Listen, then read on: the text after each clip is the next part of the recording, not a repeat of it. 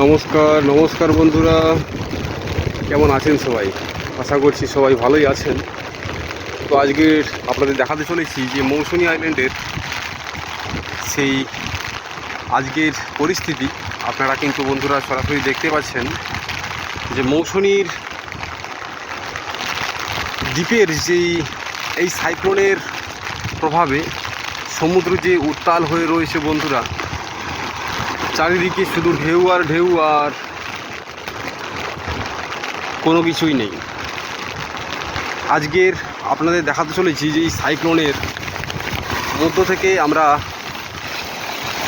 আপনাদের কাছে তুলে ধরার চেষ্টা করছি যে মৌসুনী আইল্যান্ডের এত ঝড় আর এত তাণ্ডবের মধ্যেই মৌসুনী দ্বীপের অবস্থা কীরকম রয়েছে, বা আজকের মৌসুনী দ্বীপের পরিস্থিতি কীভাবে হচ্ছে আপনাদের দেখানোর চেষ্টা করব।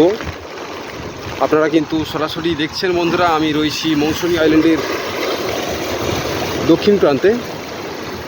নদী বাঁধের উপর থেকে হেঁটে যাওয়া যাচ্ছে না, এতটাই পরিস্থিতি। আর প্রচণ্ড গতিবেগে ঝড়ো সঙ্গে হাওয়াও বইছে। একটু আগিয়ে নিয়ে গেলেই আপনারা দেখতে পাবেন যে সেই ঝড়ের তাণ্ডব, বা আপনারা সরাসরি দেখতে পাচ্ছেন বন্ধুরা সমুদ্রের জল কীভাবে উত্তাল হয়েছে, আর তার পাশাপাশি নদী বাঁধের অবস্থা খুবই বিপজ্জনক। ও মানে সামনে এগিয়ে যাওয়াটাই কিন্তু খুবই রিস্কের হয়ে যাবে। নদী বাঁধ একেবারেই সুবিধার নয়।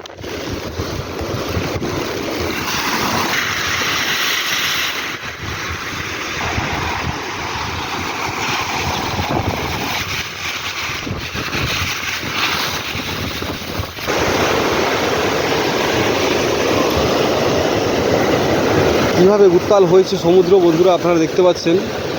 আর এখানকার যেই মানুষজনের যে পরিস্থিতি খুবই খারাপ। কিছু কিছু জায়গায় নদী বাঁধ কিন্তু ভেঙে ভেতরে জল প্রবেশ করছে। দেখুন বন্ধুরা,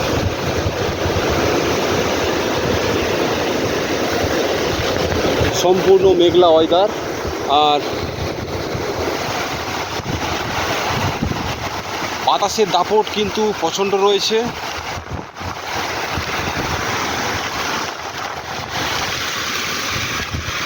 উচ্ছৃঙ্খলভাবে আজকের এই বাতাস বা জলের প্রভাবটা কিন্তু অনেকটাই বেড়েছে, কিন্তু এই দক্ষিণ সাইডটাতে একটু কম। এখন ভাটা ধরলো,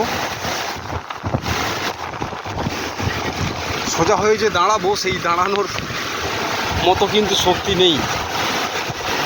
যে পরিস্থিতির মধ্যে এখন মৌসুনী আইল্যান্ড ভুগছে,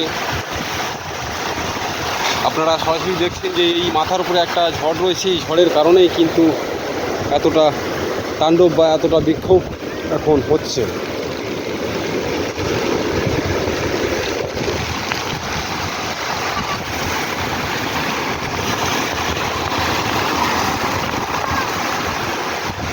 কি পরিস্থিতি বন্ধুরা দেখুন।